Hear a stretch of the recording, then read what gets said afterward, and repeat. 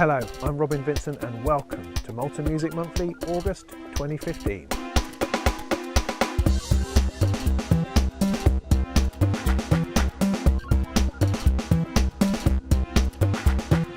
It's a lovely grey summer's day here, and yet we're still a bit toasted and sandblasted from our camping excursions of the summer, and traditionally August is sort of looked forward to as a quiet month in terms of music technology.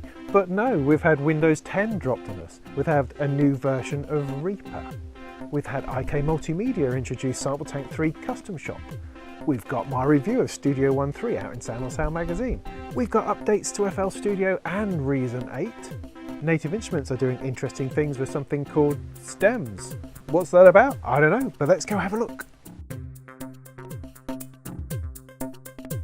We are currently in the grip of upgrade fever as Microsoft make Windows 10 available for free for any Windows 7 and Windows 8 users. In the opening weekend there's apparently 14 million downloads of Windows 10, and now, about a month after its release, there have reportedly been 75 million installs. What seems to be different this time around as opposed to Windows 8 3 years ago is the general lack of outcry. There's no sort of wailing or calls for revolution. There'll always be a bunch of people being angry about it, but they probably have a lot of other sources of angst to draw upon. There are some things that may raise some eyebrows. There's the always-on updates, there's the peer-to-peer style way of sharing downloads across a network or across the internet. There's questions over privacy and information gathering. All of this sort of assumes that you want a connected, active and diverse working environment. But for many pro users, what they actually want is a computer that does one thing really, really well: music production. And so all the other things that Windows 10 provides will probably be largely irrelevant. And if that's you, then actually Windows 7 is probably the best place to stay. But if you've become accustomed to using your computer for more than music production, say email, internet, social networking, image processing, video editing, news, reviews, excitement, internet and all that kind of connected stuff, then Windows 10 offers a fantastic platform for that. I haven't moved my big desktop computer to Windows 10 yet. I'd much rather do a fresh install, which is something I'm going to be looking into shortly, and do that probably on a new computer. But I have upgraded a Surface 3 and a Surface Pro 3, completely packed with audio software, and it survived the upgrade pretty much flawlessly. Even Cubase and Pro Tools, which aren't actually supported on Windows 10, worked without any issues. Check out the video I did on the upgrade of the Surface Pro 3 and you'll see exactly what I mean. I've also upgraded a 5-year-old laptop, again without any issues, and that was the first one where Microsoft invited me to do the upgrade rather than manually triggering it myself. I wish there was something more interesting and specific I could say about music production, but so far all my testing has really shown that performance is no difference at all. There's nothing really getting in the way, and there's no drop or rise in general audio performance. And I've not had any trouble getting anything to work. However, your experience may vary. So should you upgrade? Well, yes, probably, but provided that you do all the safety things first. So, make a backup. Find some time, do it in a day when you're not suddenly got Madonna coming down to do some vocals.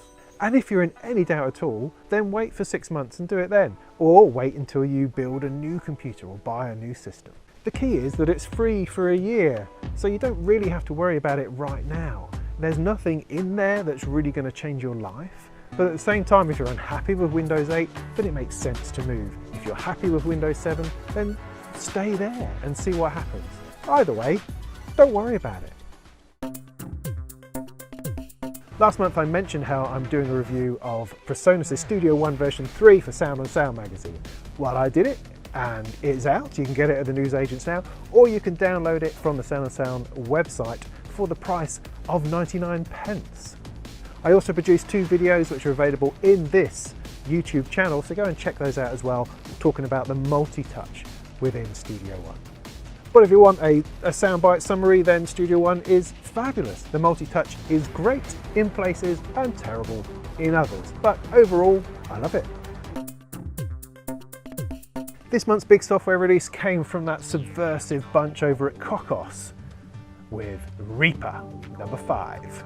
Cocos have been crafting Reaper now for about 10 years, and it's obvious the amount of love and attention that they put into creating what they believe to be the most awesome bit of audio software on the planet.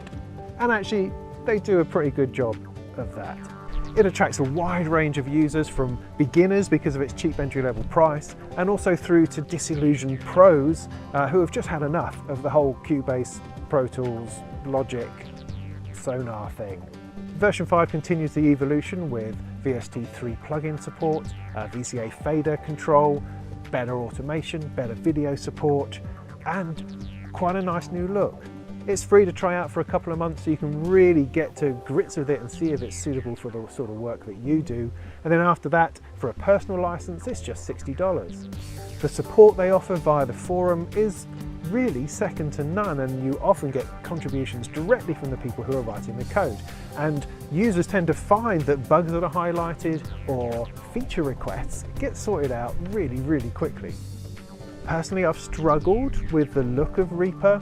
I find it a bit busy, a bit sort of complicated, and it seems sort of very old-fashioned in many ways. It's sort of similar to how I keep failing to get on really well with Sonar. But this latest build really goes a long way to improving the look and the feel and the environment, and maybe this could be the one that turns a few heads. It does have levels of complexity and scripting within the program that you won't find in anything else. That sometimes means that some of the language leans more towards the nerdy developer than it does towards the musical explorer. But it is all looking rather good, so go and download a copy. I did a review of Reason 8 back in October 2014, and it's one of my most popular videos, which is always nice. And one of the criticisms I had was that when you were scanning through the rack, going to different instruments, you couldn't actually play what you clicked on. You had to always drop to the sequencer window, find the track, click on that, click the little arrow thing to assign the MIDI input to it, and then you could play the synth in the rack. And that was just so counterintuitive and stupid. However, in version 8.3, propeller heads have addressed it, and they've stuck a little button into the rack instrument that you can press that automatically assigns the MIDI instrument to the track that's on, and then you can play it. How awesome is that? Following the theme of the enormous amount of power I wield through these YouTube reviews, ImageLine have also taken on board some of my criticisms of FL Studio 12. The mixer, that wonderful expanse of grey, can now be colorized to reflect the colour of the items within the channel rack. I get the feeling that ImageLine think that's a little bit garish, and actually their implementation is a little bit garish. I don't quite understand why they've made the tone of the colour that goes down the whole mixer different to how it is at the top, which is a bit more muted. But you know, it's a step in the right direction, and it makes the mixer far easier to navigate and to identify where different things are. So, nice job, but you know, if you take out the sarcasm a little bit, then you could probably make it look even better. They've also added icons to the channel rack, and it shows which track on the mixer that they're all routed to, right there, actually on it, without having to search around amongst the settings, which again is awesome. They've improved the video plugin for doing sound to picture, they've added a few drum kits and a piano, and they've added this really nice sort of vector plugin that's very touchable to be able to control up to 3 parameters at one time. And lastly, they've introduced full hardware compatibility with the Novation Launchpad Pro, so that is going to be pretty groovy, I think, and I still haven't got one of those. I love ImageLine's ability and willingness to respond to their users and build in functionality and change things and adjust things so quickly and to get it out there into the community. It's a really refreshing experience. Sampletank has been around for donkey's years. It was one of the bits of software I used to sell at Turnkey back in...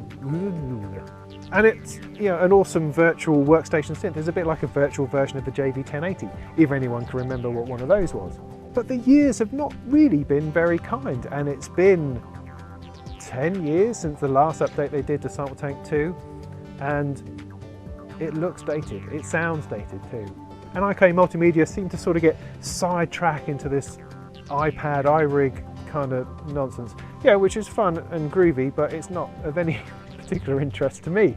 However, they finally got their finger out last summer and introduced Sampletank 3. So why am I talking about this now? Well, they've just introduced a custom shop version.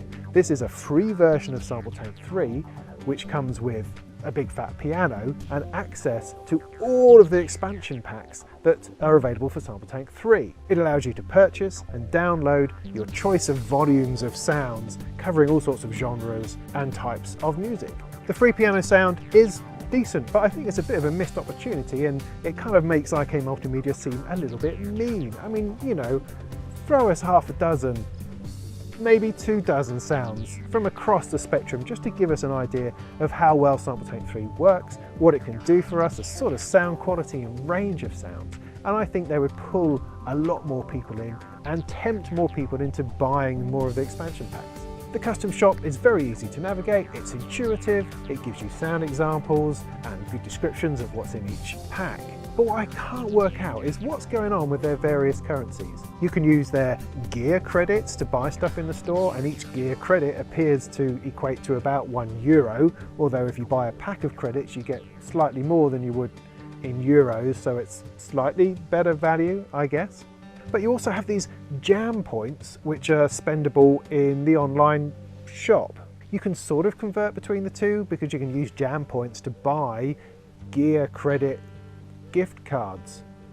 However, you can only spend up to 30% of a jam point per purchase, which ultimately means that you're never going to be able to spend all of your jam points. They should have an amnesty. They should just go, right, let's go for one bizarre virtual currency, let's call it gear credits, let's go with that one, and just convert all of jam points into gear credits.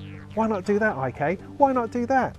You know, it will give me an opportunity to buy some new sounds. Anyway, I've always had a soft spot for IK. I've loved their stuff over the years. I've always had an interesting selection of products which really hits marks where other people haven't been before.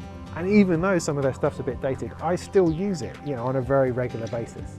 But in these highly competitive days, it's a shame they can't just be a little bit more generous. But hey, a free piano. When people talk about stems, they're generally talking about sort of the individual audio tracks that make up a piece of music. So you might send a disc containing the stems of a project that you're working on to another producer in order to get sort of a new idea or remix out of something. However, the word stems seems to have been appropriated as a new sort of open audio format that contains 4 elements. For example, drums, bass, melody, vocals. Producers can then export their projects as 4 individual tracks in order to use them and remix them on the fly in performance. This is most immediately helpful to DJs who can use it like they would kill switches. So rather than killing out certain frequency bands, they can solo the bass, they can solo the drums, they can drop in the vocals or change the melody and mix between all of those 4 sources however they see fit. As a musician, you can produce your own stems that could potentially be more attractive to DJs than a regular stereo track, and you can also use it to make your own performances more interesting. The stem format is a version of MP4, and you can create your own by mixing down your 4 elements and a stereo mix and using the stem creation tool to bind them all up together in this format. It can be played as a regular stereo audio file because that's contained within it, or using the right software and hardware, you can pull out those 4 elements and mix them independently. Currently, the only software supporting this is Native Instruments Tractor and its associated hardware. Personally, 4 elements doesn't quite seem enough, and when I'm performing live with Ableton Live, I tend to have at least 8, if not more, tracks going on the fly that I mix and change between. But in that connection between producer and DJ, it looks like it could be a really awesome thing. And into the crazy gadget of the month category comes Remofinger. I'm not sure if I love it or sort of hate it, but the general gist is that it's a wireless pedal controller for your iPad, Surface or other sort of tablet. But instead of working via Bluetooth or via MIDI like some others do, which usually require kind of quite a bit of setting up and troubleshooting and messing about, this one works with little suckers that you stick on the screen, and then by pressing the foot switch it emulates a finger press onto your tablet. So it's like a sort of a very practical, if a little bit Heath Robinson kind of effect. So, you know, you have on screen your stomp boxes or effects or whatever you want to do, and you take one of these things and you jam it on the enable disable button, you jam it on the play button, you stick it on the record button, the loop button, or whatever, and then those can be wirelessly controlled or pushed by your feet. I mean, is that genius? I don't know. Is that genius? One of the things I love about it is that it gives the impression of some kind of analog sort of patching going on onto your iPad, which is, you know, is worth a second look every time, and just kind of looks amazing. Or not, I don't know. But you know, there's no setup required. You just stick them on and it presses the button in the right place. I mean, it looks slightly ridiculous, but then many things do. But does it work? I don't know. I mean, I'd love to get my hands on one just to try that out because, well, just because. Anyway, it's achieved its funding on Kickstarter, so it is going to become a product. And so, Remofinger, if you're out there, send me one, and I'll do one of these things about it, and it will be awesome. And finally, my film recommendation of the month, because that went down really well last month, so I thought I'd do it again. It might be a regular feature. Who knows? Anyway, my film recommendation of the month is Samsara. Now this is sort of a beautiful, strange and illuminating meditation on the impermanence of the planet. It was released in 2011 and is directed by Ron Frick and produced by Mark Magicson. It's a series of scenes that leap, unexplained, unlabelled and unnarrated, from sweeping majestic landscapes through to sort of the wrinkles on someone's face. It goes from majestic temples through to office cubicles, through food processing and weirdness. And it does each one with the same level of reverence and care and beauty through the camera. Sort of the ancient and modern collide, and it mixes the familiar with the weird in a completely enticing way. We are passengers on a journey through humanity's creative power without comment or judgment. The majestic gives way to the minutiae, which then gives way to systems. It goes through processing of people, food, sexuality, war, and violence, and then back into just this sense of humanity in the unknown and in the spiritual. The accompanying music is rich, contemplative, and just sublime. It surrounds you and sort of fills you with this unspoken narrative. It took 5 years to film through 100 locations in 25 countries, all on superb quality 70mm film. It's not easy viewing either, but somehow you'll feel larger afterwards.